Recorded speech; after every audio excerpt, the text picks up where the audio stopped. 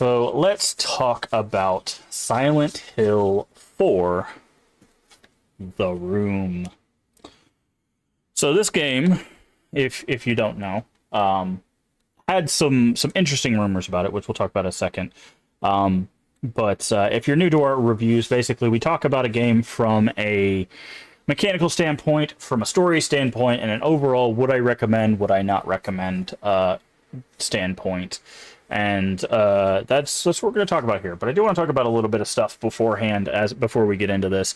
There was a lot of rumors about this game growing up that this game wasn't meant to be a Silent Hill game. It was something else. There was like talks of, I think I had heard talks when I was younger about made by a different team or same people that worked on the other ones, didn't work on this one. As far as I know, Team Silent did in fact work on this one.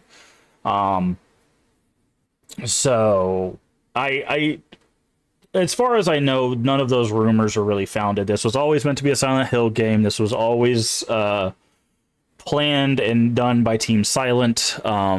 So if you know something different or have different things, go ahead and post them in the comments down below. But I'm pretty sure those rumors have been put to rest as of now.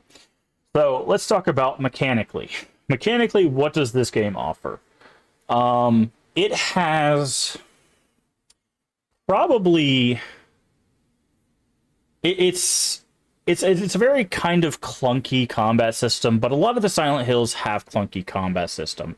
The thing that I will give this game is when you choose to engage with the enemies, there's only a few sequences where they can really overwhelm you if you kind of attack them in a certain way.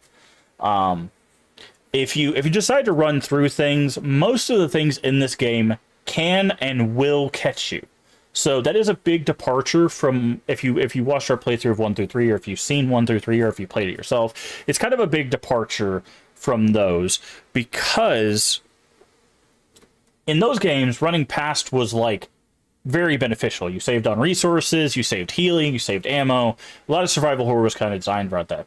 This game really does punish you for trying to run past things. If you try to run past a dog, that dog will jump half a mile away and grab onto you, or it'll charge you. There's a lot of things that run really fast. Ghosts spawn out of walls. Like, there's a lot of enemies that will close. You got the flying, buzzing things that will close the distance with you, which makes it seem a little bit more of an annoying combat or an overwhelming combat. Now, I will say, we did play this on easy because my intention was to get the good ending, which we did get. We got the best ending, which is escape ending. If you want to see that, of course, check out the playthrough on the channel here. I think playing this on easy made this a much more enjoyable experience than I was expecting. I had played the game multiple times on normal over the years, and it's kind of unforgiving at some points. Like the twin victim hallway with 6 twin victims can be a little overwhelming, especially given that Eileen is following you around. It's very easy for her to get caught up in that, as well as just these enemies just like flying in damage, flying in damage, flying in damage, ghost grab, right? Like it can really overtake you very quickly. It's not impossible, mind you. I think you could probably get all endings on all the difficulties. It's just the higher the difficulty, the much harder it's going to be to keep Eileen in a healthy thing, which leads into my next thing. Another major mechanical departure, with one exception, and we'll talk about that in a second, is this is the only game where there is a major section of escort quest. In fact, it's so major, it's half the game. Now, Silent Hill 2 did feature a few segments where you had Maria following you. But those segments don't last as long as half the game, which is what this game did. Now, I think mechanically that can really tire someone out, because there's certain games, if you play games around this era, there's some games where whenever you walk through a transitional space, whether it be a door or a hallway or whatever, it automatically just will pull everybody to you. This game does not do that. So Eileen has to be within a certain radius of Henry, our main character, for her to transition with us to the next scene.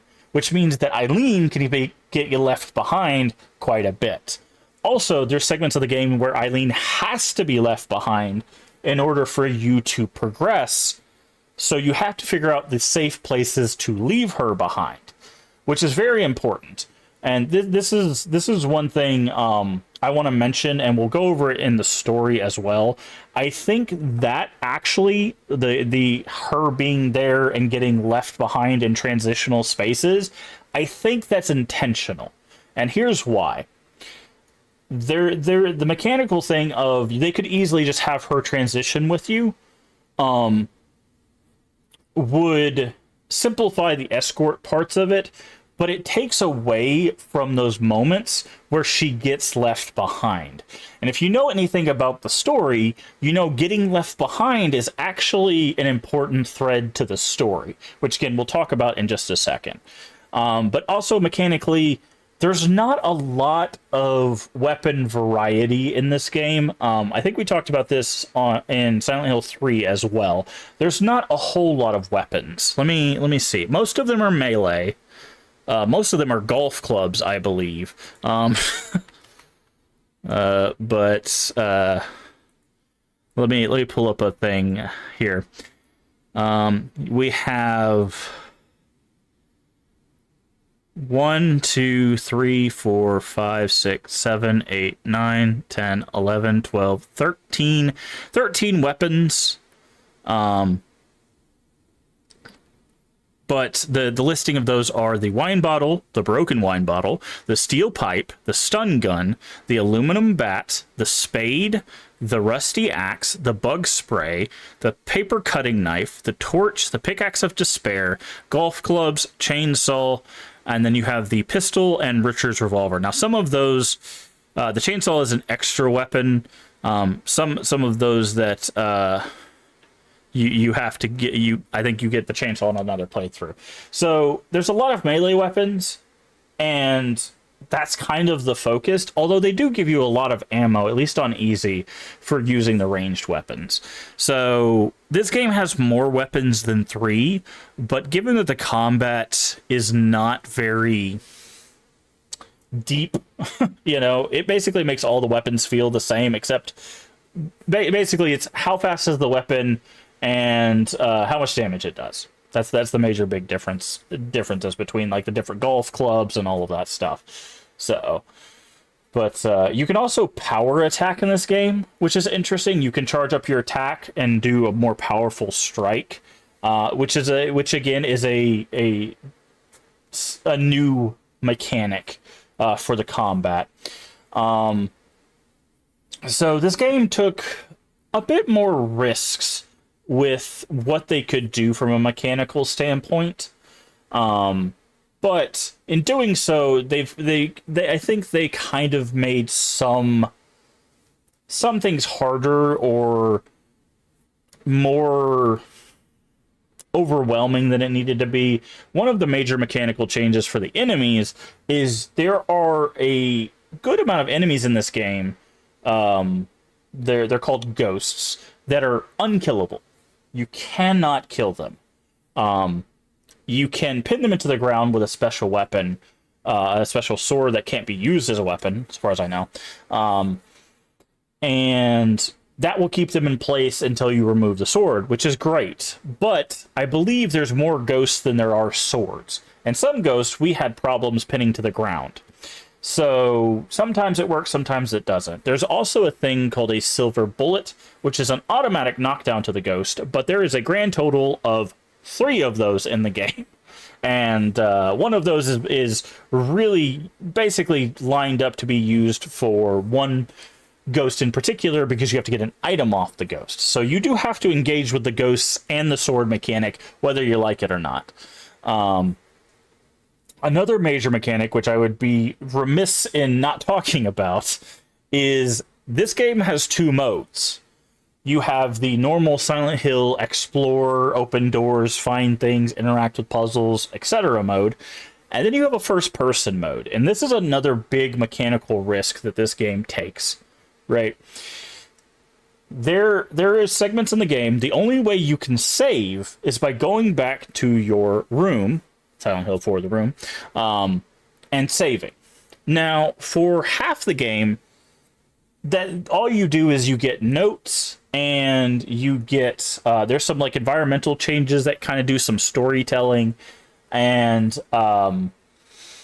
you can save, right? Eventually you'll have a couple interactions in the house in the first half of the game. But once you get to the second half of the game, and this is why this mechanic is important to mention, is there will be a point where you'll hear a breaking glass, and you'll find your ceiling fan in your living room on the table, broken through the table. The reason why that's important is from that point on, you do not heal in your apartment, and you get these things called haunts or hauntings. Those are required to be dealt with depending on which ending you're going for. There are two endings where if you don't get rid of 80% of the haunts, you don't get them. If you do get rid of 80% of the haunts, you do get them, right?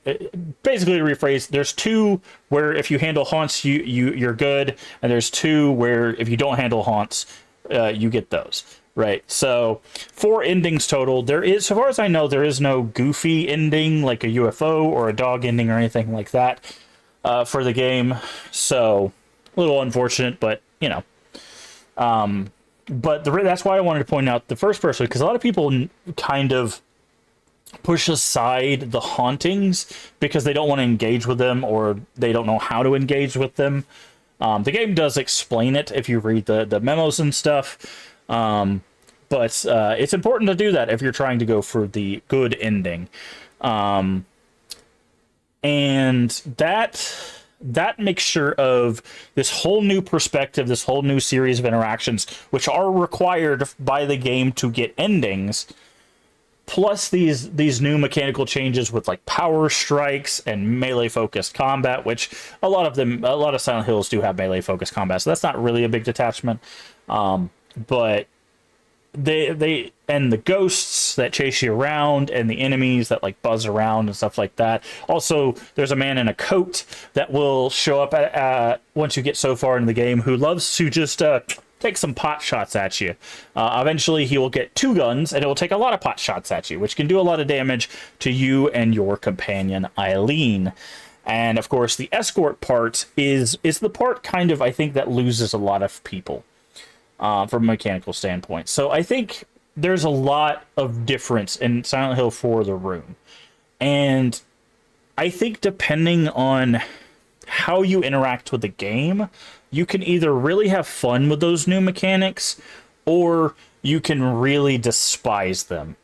And I think that's why this game is so polarizing from a mechanical standpoint, is because there's a group of people that are fine with the new changes because it's a risk and it's different and it's interesting.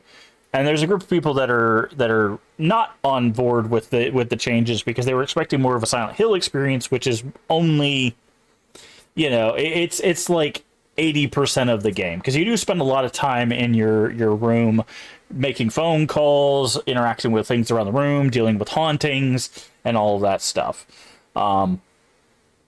So I think those risks mechanically are kind of why there's a big departure between the people, because I've never really heard anybody talk about the story as a reason why they didn't like Silent Hill 4. It's always been about the escort quests, or the escort of the second part of the game, or the hauntings, or just the mechanicals of the combat and stuff like that. I don't think I've ever heard anybody complain about the story. Now, speaking of story, let's get into it. So this story follows Henry Townsend, who is locked in his apartment, room 302. He basically is trying to find a way to get out of his apartment, and at a certain point, a hole shows up in his bathroom. He goes through the hole, and it takes him to some other place. It will take him to a subway, it will take him to a forest, it will take him to all sorts of places, right?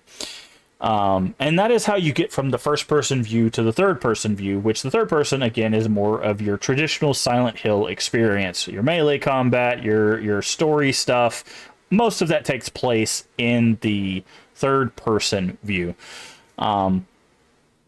And along Henry's journey, basically what he's trying to figure out is, one, why he's locked in his room, two, why no one helps him, and three, how to get out.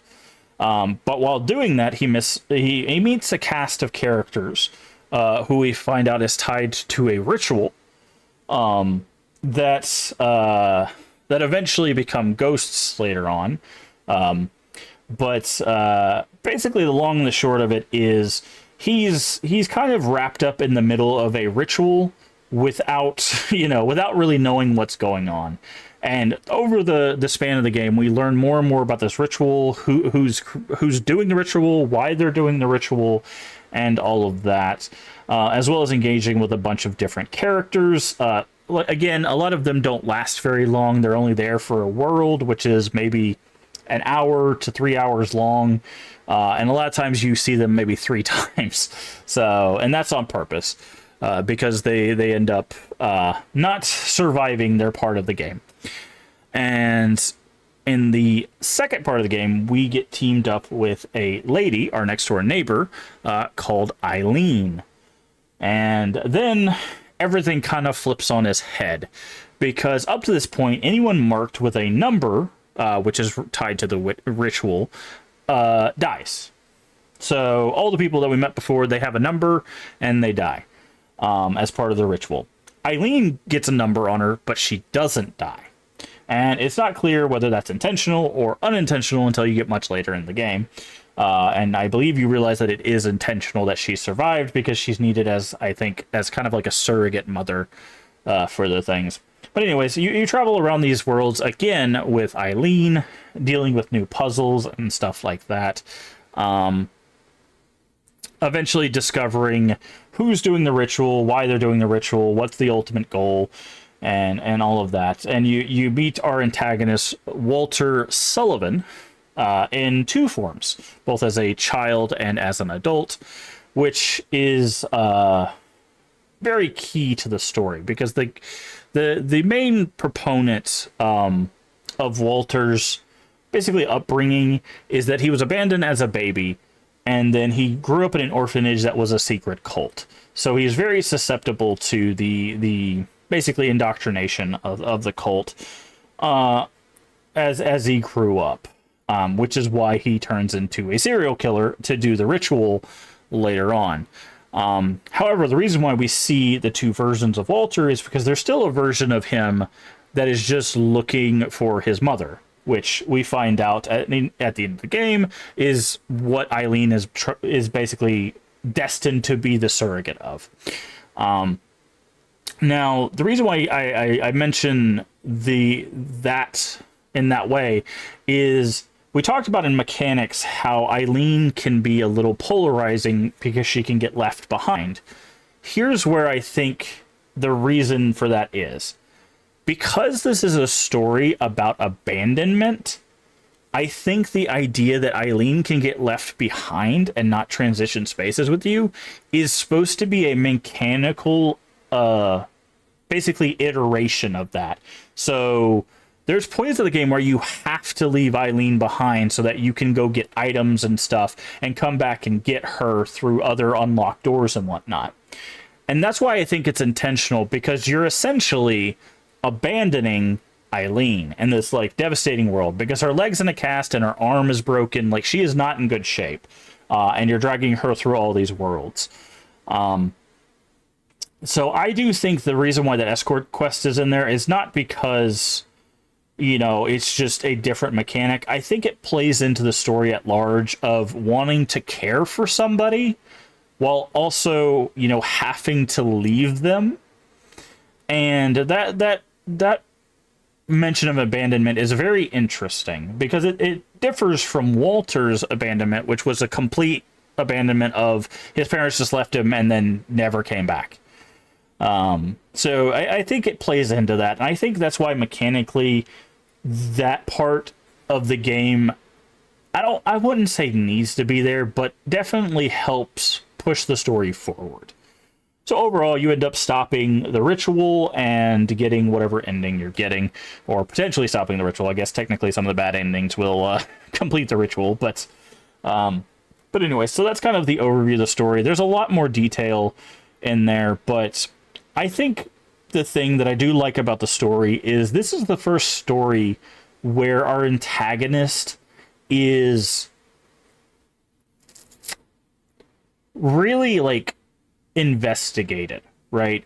In Silent Hill 1, we hear the stories about Alessa, but we don't really get we get kind of the cliff notes, right? That's explored more in Silent Hill 3, but the final boss of Silent Hill 3 is not Alessa. It's a god, which is based on, you know, some religious doctrines that we find out. And Silent Hill 2 does explore the protagonist, but from afar. It's basically the idea of a character. But this one, we learn more about Walter Sullivan, the antagonist, than we do about Henry Townsend, which is an interesting change of pace. Because Henry Townsend in this game as a character is really kind of an empty vessel. And I think that's on purpose as well. A lot of people talk about how he's just kind of a goofball or kind of aloof, but I think that's because Walter's focus is on his mother, so there's more of a focus on Eileen, and the father is just that role is just empty for Walter. So for us playing Henry, who's supposed to take on that role essentially as the bringer of wisdom or whatever, I think that's why Henry is so empty, is because Henry's not the focus. Eileen is the focus. Now, you could argue that we should have played it as Eileen. I think the thing of abandonment and her taking damage, because the thing is that that's a mechanical thing. If you leave her in unsafe spaces or leave her behind for too long, she will take consistent damage, which makes it harder and harder to get the good ending. Even if there's nothing to damage her, to be clear. So that is a interesting thing this is the game where the antagonist really doesn't have a lot to do with the world. And in fact, he has so little to do with the world that most of the things we interact with are related to Walter Sullivan, the antagonist, and not Henry. So I think that is also a huge departure for Silent Hill 4. Is that we don't really know anything about Henry. We know he moved into 302. We know he's like a writer, I believe. And that's about it, you know? And he doesn't get much more depth than that. Which is interesting, again, because every other Silent Hill, the world is based around the main character and them like dealing with stuff. But this is the first one where we're dealing with the antagonist's trauma and emotional baggage, not the main characters, which is a switch, right? Which again, I think is part of the reason why this can be polarizing. So I could go on and on about this, but I'm just gonna finish up this review here with whether I'd recommend it or whether I don't. As always, I don't do 10 stars or 5 out of 5 or any number-based system, because I don't think that really gives you the idea of whether it's good or not. I usually do it as a recommend or a not recommend with caveats. And for Silent Hill 4 The Room, which is the one I was kind of on the fence about. So, Silent Hill 4 The Room. This does have a GOG version, which, if you don't know what GOG is, it's Good Old Games, or GOG. It is owned by CD Projekt, who owns CD Projekt Red, which are the developers of The Witcher 3. You can get a GOG version of this game. I'm gonna look up how much it costs for you. The current cost of, if I can find the right buttons, there we go. Current cost is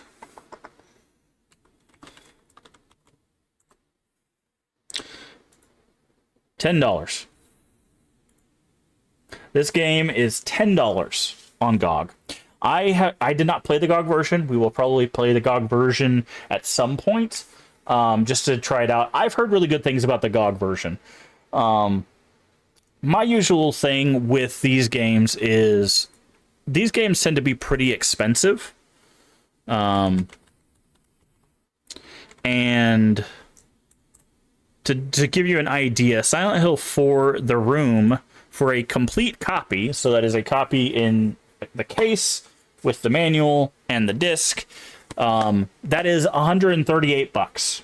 So my overall, I actually would surprisingly recommend Silent Hill 4 The Room, with the caveat of you're probably going to want to pay for the GOG version unless you really, really want a copy of this game, in which case go online, go on eBay and find you a copy for currently $138. A lot of these games are very expensive, so that's my caveat usually with these recommends, is I think it's worth your time for a playthrough. Again, there's 3 other endings that we didn't get that explore some of these things further. And I think it's worth your time, especially if you've played other Silent Hills. Again, I know this game gets a bad rep, and some of it I think is warranted. Some of it I think is maybe pushed a little bit too far.